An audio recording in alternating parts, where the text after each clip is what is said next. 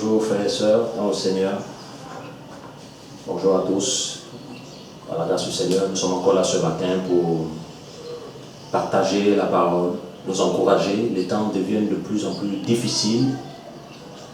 Difficiles, mais il y a au choix. Notre Seigneur, notre Maître est là. Il veut nous encourager, il veut nous libérer. Parce que la Bible dit que vous connaîtrez la vérité et la vérité vous rendra libre. Nous sommes appelés à la liberté, mais nous ne devons pas faire de cette liberté un prétexte de vivre selon la chair.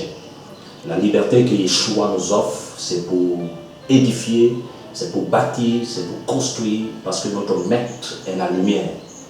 Et la Bible dit que nous sommes enfants de lumière. Nous sommes là encore pour nous encourager, nous sommes là encore pour nous édifier, nous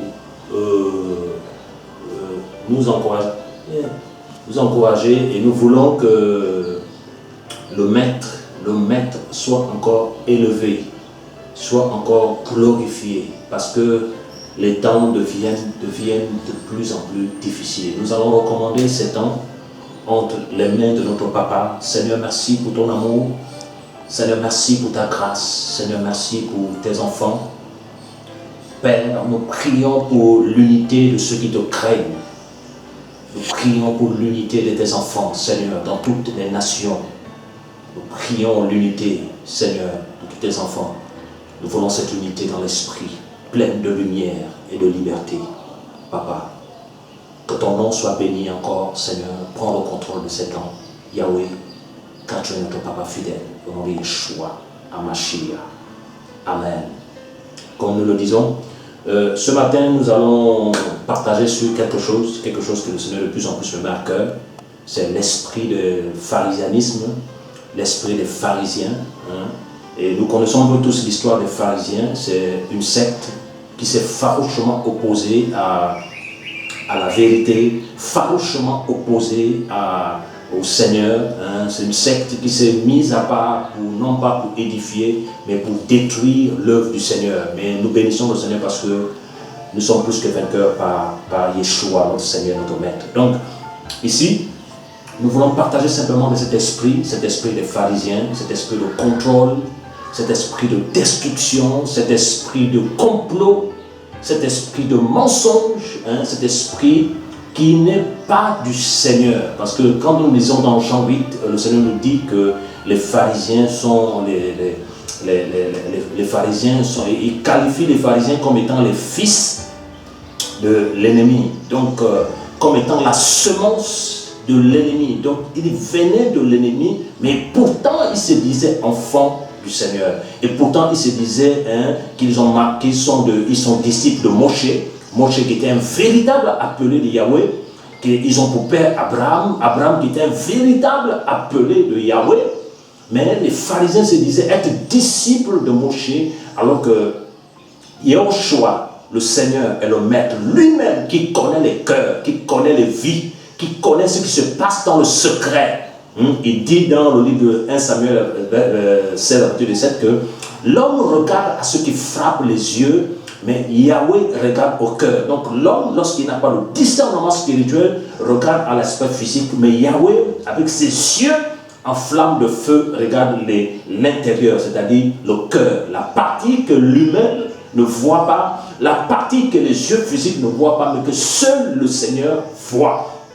Voilà, donc ici, Yahweh les qualifie de fils de la vipère. Et Yahweh dit que vous voulez accomplir, vous voulez me tuer parce que vous voulez accomplir les désirs de votre père. Et leur père était simplement l'ennemi.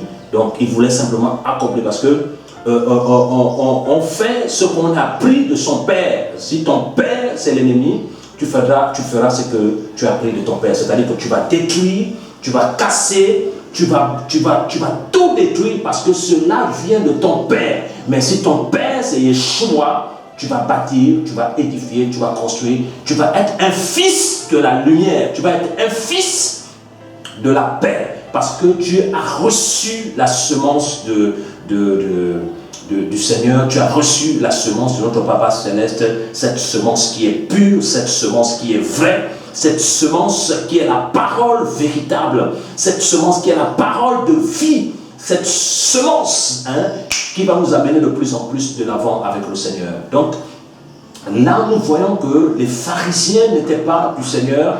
Les pharisiens ne voulaient pas de l'avancement de l'œuvre du Seigneur. Les pharisiens, c'était une secte rigide qui combattait les vrais prophètes du Seigneur. Donc là, ici, nous allons le voir. Nous allons prendre nos Bibles dans le livre de Jean chapitre 9. Jean chapitre 9, et nous allons découvrir un peu les caractéristiques des pharisiens. Hein. Comment ils travaillent, qu'est-ce qui se passe lorsque ils sont quelque part. Nous allons lire la parole du Seigneur dans Jean 9. Et en passant, il vit un homme aveugle de naissance. Et ses disciples l'interrogèrent en disant, Rabbi, qui a péché, celui-ci ou son père ou sa mère, pour qu'il soit né aveugle? Et Yoshua répondit, ni celui-ci, ni son père, ni sa mère n'ont péché, mais c'est afin que les œuvres d'Élohim soient manifestées en lui. Il faut que je fasse tandis qu'il est jour, les œuvres de celui qui m'a envoyé. La nuit vient où personne ne peut travailler. Pendant que je suis dans le monde, je suis la lumière du monde. Ayant dit ces paroles, il cracha à terre et fit de la boue avec sa salive. Et mit de cette boue sur les yeux de l'aveugle. Et lui dit, va et lave-toi au réservoir de Siloé. Il y allait donc, se lava et se retournait, voyant clair. Les voisins donc de ceux qui le voyaient auparavant lorsqu'il était aveugle disaient, n'est-ce pas celui qui était assis et qui demandait le monde? Les uns disaient, c'est lui, et l'autre disait, c'est quelqu'un qui le ressemble. Mais lui-même disait, c'est moi. Il lui disait donc, comment tes yeux ont-ils été ouverts? Il répondit, il dit, l'homme qu'on appelle Yehoshua. Alléluia. L'homme qu'on appelle Yehoshua. Donc quand on parle de Yehoshua, c'est un homme. L'homme qu'on appelle Yehoshua, 100% homme, 100% Elohim, a fait de la boue, mais il m'a oint des yeux et m'a dit, va au réservoir de Siloé et lave-toi. Je suis allé, je me suis lavé et j'ai recouvré la vue. Alléluia. Alors il dit, où est-il celui-là? Il dit, je ne sais pas. Parce que le maître, on ne pouvait pas l'attraper dans un lieu. Le maître, on ne peut pas le saisir dans un lieu, parce qu'il allait de ville en ville, de lieu en lieu. Il n'est pas venu pour créer un système, une brique, non. Il partait parce qu'il savait que sa mission était d'apporter la lumière partout. Le verset 13, il dit, ils amenèrent aux pharisiens celui qui auparavant avait été aveugle. Or, c'était un jour de Shabbat que Yoshua avait fait de la boue et lui avait ouvert les yeux. Alors les pharisiens lui demandaient de nouveau comment il avait retrouvé la vue. Il leur dit, il m'a mis de la boue sur mes yeux et je me suis lavé et je vois. Alors certains pharisiens disaient, cet homme n'est pas d'Élohim parce qu'il n'observe pas le Shabbat. D'autres disaient, comme un homme pécheur peut-il ouvrir de tels signes? Il y avait la division parmi eux. Il dit encore à l'aveugle, toi que dis-tu sur celui qui t'a ouvert les yeux? Il dit, c'est un prophète, un aveugle qui reconnaît qu'il est Yeshua, c'est un prophète. Verset 18, les Juifs crurent donc pas que cet homme avait été aveugle et qu'il avait ouvert la vue, parce qu'il eut appelé les parents et qu'il avait retrouvé la vue. Verset 19, il donne en disant, celui-ci est-il votre fils qui vous êtes né aveugle? Comment donc il voit maintenant? Ses parents leur répondirent et dit, nous savons que celui-ci est notre fils, qu'il est né aveugle. Mais comment il voit maintenant ou qui lui a ouvert les yeux, nous ne le savons pas. Interrogez-lui, même il a de l'âge, lui-même parlera en ce qui le concerne. Verset 22, ses parents disent cela parce qu'ils avaient peur des Juifs, car les Juifs étaient convenus que si quelqu'un le confessait comme le Mashiach, il devait l'exclure de la synagogue. Alléluia. Et nous voyons aussi que nous bénissons la parole du Seigneur, la parole véritable, la parole qui est la lumière, la parole qui est la vérité. La parole c'est la vérité, la parole c'est la lumière. La parole elle est claire. Et le maître pouvait dire ici que donc, je suis la lumière du monde. La parole qui éclaire, cette parole nous a été communiquée pour que nous puissions aussi éclairer les autres dans l'amour et dans la simplicité de l'évangile. Ici, frères et sœurs, c'est l'histoire de l'aveugle né, quelqu'un qui est né aveugle.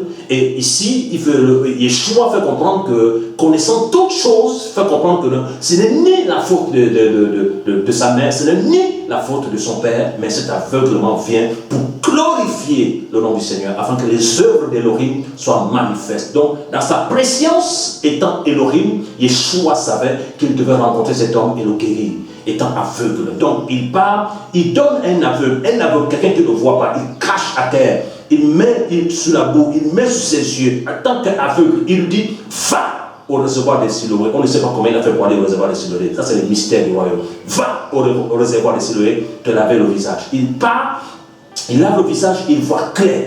Et le problème qui se passe, c'est que ici, on veut parler un peu de l'esprit des pharisiens.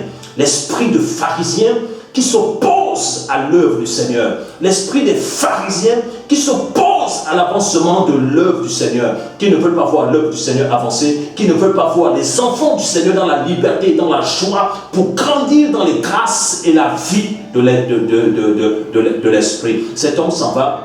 Il est guéri, il est délivré. Si nous sommes enfants de lumière, si c'était enfant de lumière, un homme qui reçoit la délivrance qui vient du ciel, un homme qui reçoit une guérison, parce que lorsqu'on est aveugle, on ne peut pas aller travailler. Lorsqu'on est aveugle, on ne peut rien faire dans sa vie, parce qu'on a besoin des yeux pour voir. On a besoin des yeux pour aller quelque part. On a besoin des yeux pour travailler et pour organiser sa vie. Mais le problème, c'est que cet homme était aveugle et il ne pouvait rien faire. Il était obligé de mendier parce qu'il ne dépendait que des gens. Et lorsque le maître arrive dans sa vie, il ouvre les yeux par la puissance de l'Esprit Saint. Une guérison grande se passe. Cet homme, l'aveugle, voit maintenant. Et aujourd'hui, tellement qu'il voit, il ne pourra plus dépendre des hommes. Et il y a un problème, c'est que les pharisiens n'étaient pas d'accord de cette guérison. Les pharisiens n'étaient pas d'accord de cette délivrance. Et la question qu'il pose à l'aveugle, pour toi, que dis-tu de cet homme qui était aveugle, dit c'est un prophète. Et ces hommes qui étaient censés partager la Torah, vivre selon la Torah, disent cet homme ne vient pas d'Élohim. Parce que quand nous voyons les pharisiens, plus bas, nous allons voir que le Seigneur avait qualifié les pharisiens d'aveugles. Ils ont regardé l'homme physique, mais dans l'esprit. Ils n'ont pas vu en lui le Mashiach, l'élu, l'envoyé du Seigneur pour délivrer les nations, pour être crucifié afin que le monde reçoive le salut, frères et sœurs. Et qu'est-ce qui se passe? Qu'est-ce qui se passe? Ils vont consulter les parents parce que pour eux, ils n'ont pas cru. Ils n'ont pas cru que c'était le miracle qui venait du Seigneur. Ils vont consulter les parents pour vérifier encore si cet homme était né aveugle. Ils vont consulter les parents et lorsqu'ils vont chez les parents, les parents affirment bien en disant que non, que oui, c'est notre fils. Oui, il est né aveugle. Mais comment il a ouvert les yeux, ils ne disent pas. Pourquoi? Ici, au verset 22, la Bible nous dit, nous allons lire la parole du Seigneur parce que la parole du Seigneur est la vérité. Ces parents disent cela parce qu'ils avaient peur des Juifs. Car les Juifs étaient déjà convenus que quiconque le confessait comme Mashiach, il serait exclu de la synagogue. Donc ici, nous comprenons que là où il y a l'esprit des pharisiens, il y a la peur. Parce que les parents avaient peur. Alors que la Bible nous dit que non, que si le Fils vous affranchit, vous serez réellement libre. Mais les pharisiens, ce n'était plus l'esprit de Yahweh qui travaillait en eux. Parce que les gens avaient peur d'eux. Ils avaient peur. Parce qu'autour d'eux, ils avaient mis un système terrible qui faisait peur aux hommes. Donc on a vu que les parents de l'aveugle, ils avaient peur. Ils avaient peur, la peur. Parce que, frères et sœurs, nous devons comprendre que non, que la peur ne vient pas du Seigneur. Et la Bible dit dans le 2 Timothée 1, dans le 2 Timothée 1, que l'esprit que nous avons reçu n'est pas un esprit de timidité, mais un esprit de force, d'amour et de sagesse. Donc, quand on parle de l'esprit de timidité, ce n'est pas un esprit de frayeur que le Seigneur nous a donné. Ce n'est pas un esprit de peur. Ce n'est pas un esprit de crainte que le Seigneur nous a donné, mais c'est un esprit de force. Nous avons reçu le même esprit qu'avait Élia. Nous avons reçu le même esprit qu'avait le Maître. Nous avons reçu le même esprit qu'avait l'apôtre Petros, l'apôtre Pierre, l'apôtre Paul. Nous avons reçu ce même esprit. Et quand nous voyons là, ils avaient peur. Là où il y a l'esprit des pharisiens, là où il y a l'esprit des pharisiens, il y a les sectes. Là où il y a l'esprit des pharisiens, il y a la peur. Là où il y a l'esprit de pharisiens, les gens n'arrivent plus à s'exprimer. Ils ont peur. Ils gardent tout entre eux. Ils ont peur de dénoncer le système. Ils ont peur de dire, là c'est plus la parole. Ils ont peur de dire que là, le Seigneur n'est plus avec là. Le Seigneur n'est plus là. Ils ont peur. Pourquoi ils ont peur? Nous allons continuer la lecture. Verset 22. Ces parents disent cela parce qu'ils avaient peur des Juifs. Car ces Juifs étaient déjà convenus que si quelqu'un le confessait comme le Mashiach, il serait exclu de la synagogue. Donc là où il y a l'esprit de pharisien, il y a l'exclusion. Et quand on parle d'être exclu, on te retranche. Ils avaient peur. Parce que quiconque devait reconnaître Yeshua comme le Mashiach devait être exclu. Donc là où il y a le système religieux, il y a l'exclusion. Frères et sœurs,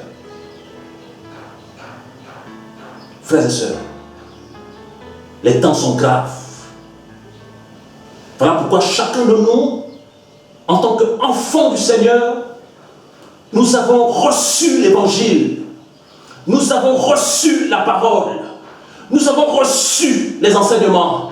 Ce n'est pour plus être dans un système caduc, religieux. Mais c'est pour suivre le maître. Il dit dans Jean 14,6, je suis le chemin, la vérité et la vie. Nous devons faire comme Yohanan le Baptiste. Voici l'agneau d'Elohim qui ôte le péché. Il a présenté l'agneau. Il a présenté celui qui libère. Il a présenté celui qui a franchi.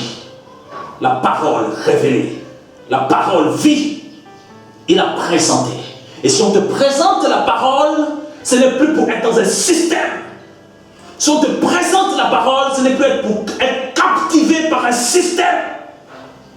Si on te présente la parole, c'est pour que tu sois libre. Mais de ne pas faire de cette liberté un prétexte pour vivre dans la chair, un prétexte pour calomnier, un prétexte pour vivre dans les progrès. Non.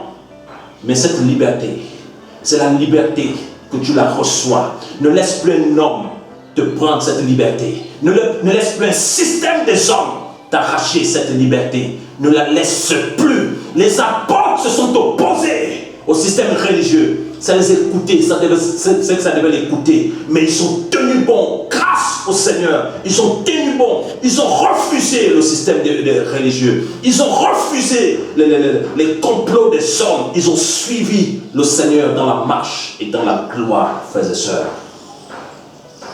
Et nous voyons que l'esprit pharisianisme, quand il travaille quelque part, il y a la peur. Nous voyons aussi que l'esprit pharisianisme, quand cet esprit possède quelqu'un, c'est le contrôle. C'est le contrôle. C'est l'exclusion. Plus cette exclusion qui est, comme le Seigneur le dit, non, selon les Écritures, mais c'est l'ennemi qui est derrière. Et vous allez vous rendre compte que la manière dont les pharisiens travaillaient, ils étaient dans le complot. C'est quoi un complot? C'est des choses qui se font derrière ton dos. C'est quoi un complot? C'est des choses qui s'arrangent derrière ton dos. Et voilà pourquoi, lorsque ces pharisiens voulaient tuer le maître, Nicodème, étant déjà un peu touché par le Seigneur, pouvait dire, est-ce que notre loi juge-t-il quelqu'un sans l'avoir écouté? Parce que ces pharisiens-là, ce n'était plus la Torah du Seigneur. Et pourtant, ils se disaient être enfants d'Abraham. Et nous sommes d'accord avec cette parole qui dit que dans l'Acte des Apôtres, que la pierre qu'ont rejeté ceux qui bâtissaient est devenue la principale de l'angle. Le Seigneur l'a dit, et ça concernait les chefs religieux. Pourquoi? Parce que ces chefs religieux avaient rejeté la pierre. Mais ils bâtissaient. Donc ça veut dire qu'ils bâtissaient sans la pierre angulaire. Parce que, pourquoi les pharisiens étaient considérés comme les bâtisseurs? Parce que c'était des dirigeants. Pourquoi les pharisiens étaient considérés comme des bâtisseurs? Parce qu'ils allaient partout propager la Torah. Mais l'esprit de celui qui avait créé toutes choses ne les accompagnait plus. C'était l'esprit de l'ennemi. Et ce qui se faisait, ce n'était plus en conformité avec les Écritures. Voilà pourquoi le maître, quand il vient, il leur qualifie de serviteur de l'ennemi. Il leur qualifie d'enfants de Satan. Et dans Matthieu 7, le Seigneur pouvait dire quoi? Il dit, prenez garde, les faux prophètes viennent. Ils viennent en habit de brebis. Mais dedans, ce sont de loups. Il dit, vous leur reconnaîtrez par leurs fruits. Là où il y a les faux frères, les pharisiens, tout n'est que désordre, tout n'est que destruction, tout n'est que pour tuer par la langue et le comportement, parce qu'ils font les œuvres de leur père. Là où il y a les fils de la lumière, c'est construit, c'est bâti, c'est glorifier le nom du maître, parce qu'on est enfant de lumière. Frères, les temps sont compliqués. Et nous allons prendre aussi notre Bible dans Matthieu 15. Merci Saint-Esprit pour ta parole. Et nous croyons que, Seigneur, tu vas délivrer tes enfants des systèmes religieux. Tu vas délivrer tes enfants des faux frères. Tu vas ouvrir les yeux à ton peuple partout, afin de comprendre que tu as utilisé ton serviteur pour nous apporter la lumière et nous voulons garder cette lumière jusqu'à la fin de nos jours terrestres. La parole de la vérité, la parole de la lumière. Et nous sommes d'accord avec Josué qui pouvait dire, moi et ma maison, nous servirons ta parole, Seigneur. Dans Matthieu 15, à partir du verset 10, ayant appelé la foule, il lui dit, écoutez et comprenez ceci. Ce n'est pas ce qui entre dans la bouche qui rend l'être humain impur, mais c'est ce qui sort de la bouche. Voilà ce qui rend l'être humain impur. Alors ses disciples s'approchant lui disent, sais-tu que les pharisiens ont été scandalisés quand ils ont entendu cette parole? Mais verset 13, mais répondant, il dit, toute plante que mon Père Céleste n'a pas plantée sera déracinée. Donc il fallait comprendre d'abord que ce message profond, Yeshua a fait comprendre à la foule que les pharisiens, ce sont des plantes que lui n'a pas plantées. Donc posez-vous la question qui les a plantées. C'est l'image des dirigeants qui se déclarent eux-mêmes dirigeants. Personne ne les a appelés. Personne.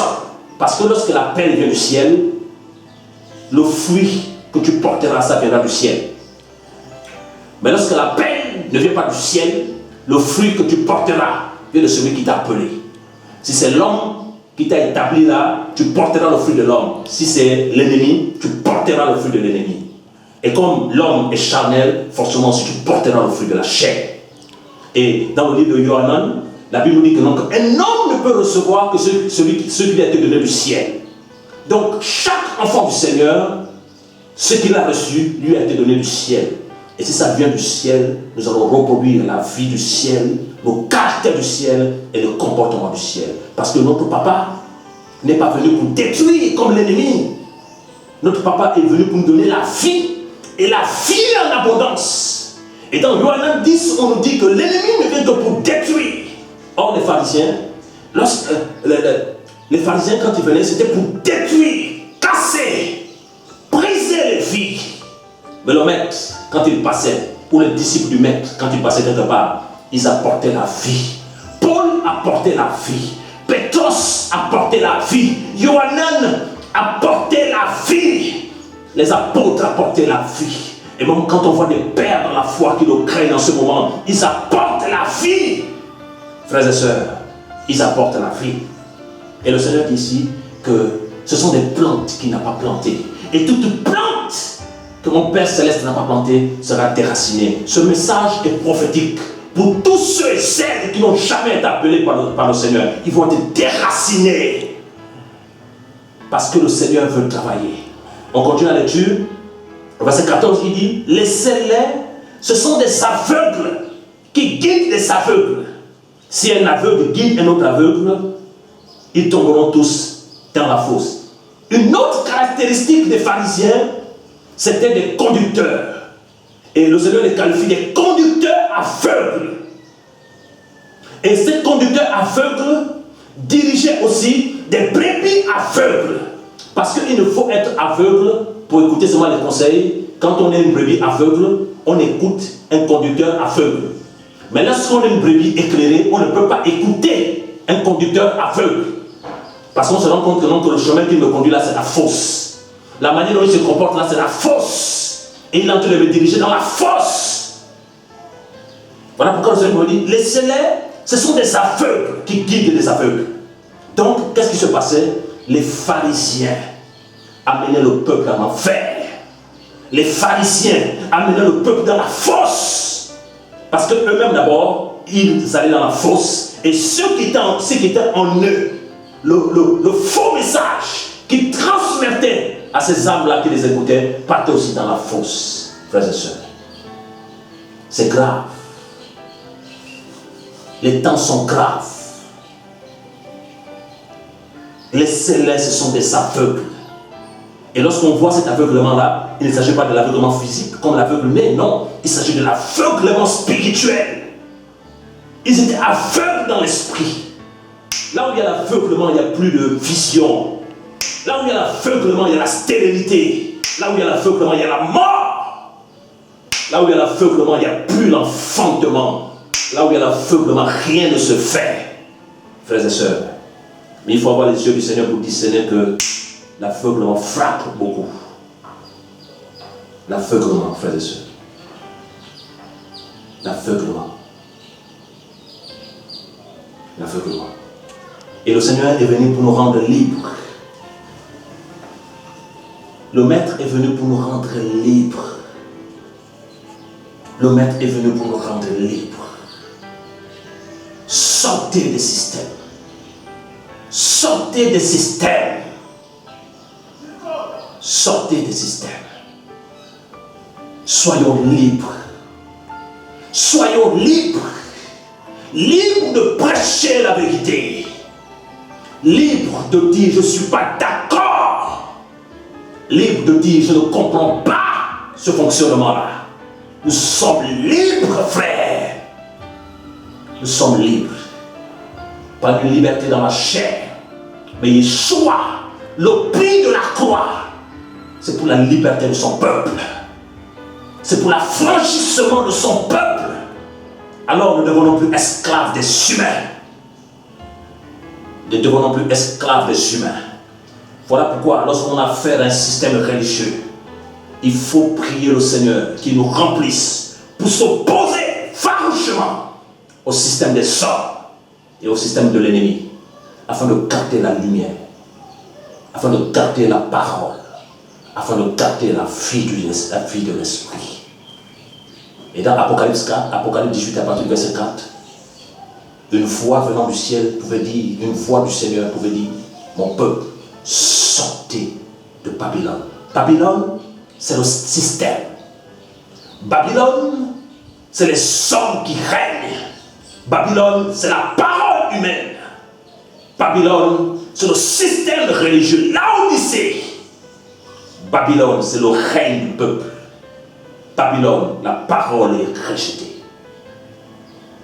Frères et sœurs, frères et sœurs, les temps sont compliqués. Nous devons aimer la parole. Nous devons aimer la vérité. Nous devons aimer, nous devons prier pour marcher avec ceux qui aiment la vérité. Depuis un temps, frères et sœurs, quand j'ai prié au Seigneur, lorsque le Seigneur a commencé à me faire voir beaucoup de choses, j'ai prié le Seigneur et je demande au Seigneur de me conduire vers ceux qui le craignent, de partager avec ceux qui le craignent. Et je vous assure, en peu de temps, je discute avec certains aînés un peu par-ci par-là, mais à chaque fois qu'on partage la parole, frère, c'est comme des fleuves d'eau vive que je reçois. Des aînés qui craignent le Seigneur, qui ont soif de la parole, qui t'encouragent, frère. Et j'ai compris que de nous-mêmes, il ne faut jamais chercher des connexions. Il faut crier au Seigneur. Et le Seigneur te connectera avec des personnes qui le craignent. Car Paul pouvait dire, les mauvaises compagnies corrompent les bonnes mœurs. Or toi, tu ne peux pas connaître tout de suite les mauvaises compagnies. Il faut consulter le Seigneur.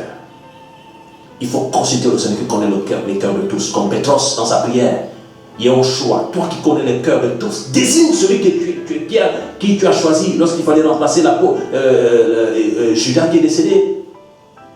Et le Seigneur a désigné quelqu'un. Cherche le Seigneur. Il te conduira avec qui il faut prier. Il te conduira avec qui il faut marcher. Il te conduira avec qui il faut faire l'œuvre du Seigneur. Nous refusons les systèmes religieux. Nous refusons les systèmes des hommes. Nous refusons le système pastoral. L'Église a une vision apostolique. L'Église a un fonctionnement apostolique. Et nous voulons que les enfants du Seigneur dans toutes les nations soient libres. Libres. Libres de répondre à l'appel que le Seigneur vous a confié. Frère, là où il y a les pharisiens, le système est caduc. Là où il y a les pharisiens, il y a la philosophie au lieu de la parole. Là où il y a les pharisiens, il y a les complots. Là où il y a les pharisiens, il y a des choses qui se font en cachette. Là où il y a les pharisiens, là où cet esprit a saisi beaucoup de personnes, il y a le meurtre. Parce que quand nous lisons dans les Écritures, dans le livre de Yohanan, nous voyons que les pharisiens s'étaient complotés pour tuer le maître. Nous allons le lire dans Yohanan 11. Frères et sœurs, et nous allons voir que les temps sont graves. Les temps sont tellement graves. Les temps sont tellement graves. Nous allons lire dans Yohanan 11, à partir du verset 47. Alors les principaux prêtres et les pharisiens rassemblèrent le Sanhédrin et dirent: que ferons-nous? Car cet homme produit beaucoup de signes. Si nous le laissons faire, tout le monde croira en lui. Et les Romains viendront et ils détruiront et ce lieu et notre nation. Là, quand ils sont en train de parler, là, ils sont en train de parler dans le secret, un complot contre le Seigneur. Verset 49, alors l'un d'eux, appelé Caïphas, qui était le grand prêtre cette année-là, leur dit: vous n'y comprenez rien et vous ne raisonnez pas qu'il nous est profitable qu'un homme meure pour le peuple et que toute la nation ne périsse pas. Or, il ne disait pas cela de lui-même, mais étant grand prêtre cette année-là, il prophétisa que Yeshua devait mourir pour la nation. Verset 52, et non pas seulement pour la nation, mais aussi afin qu'il rassemblait en un seul corps les enfants de l'Élohim dispersés. Au verset 53, alors depuis ce jour-là, ils se concentrèrent ensemble pour le faire mourir. Donc, ils ont fait un complot dans le secret pour tuer le maître. Parce que c'était le fils de Lucifer. Et pourquoi ils voulaient tuer le maître? C'était pour bloquer l'avancement de l'œuvre du Seigneur. Donc, là où il y a l'esprit pharisien, ils doivent tuer tous les fils du Seigneur. Parce que l'objectif premier, ils savent que les fils du Seigneur veulent faire avancer l'œuvre de leur Père. Et ils viennent avec l'intimidation, avec la peur. Frère. Donc là où il y a l'esprit, cet esprit travaille, il y a le complot. Là où cet esprit travaille, il y a le meurtre. Les choses ne se font pas dans le secret pour édifier, pour bâtir, pour encourager, mais pour tuer. Frères et sœurs, pour tuer. Alors que dans Jean 10, la Bible nous dit que le diable vient que pour égorger, voler et détruire, alors que le Fils vient afin que le bébé ait la vie et la vie en abondance. Un enfant de lumière fait les choses dans la lumière. Un enfant de lumière a le cœur de lumière, même lorsqu'il reprend avec amour pour bâtir les vies. Un enfant de lumière agit comme le maître. Frères et sœurs, un enfant de lumière.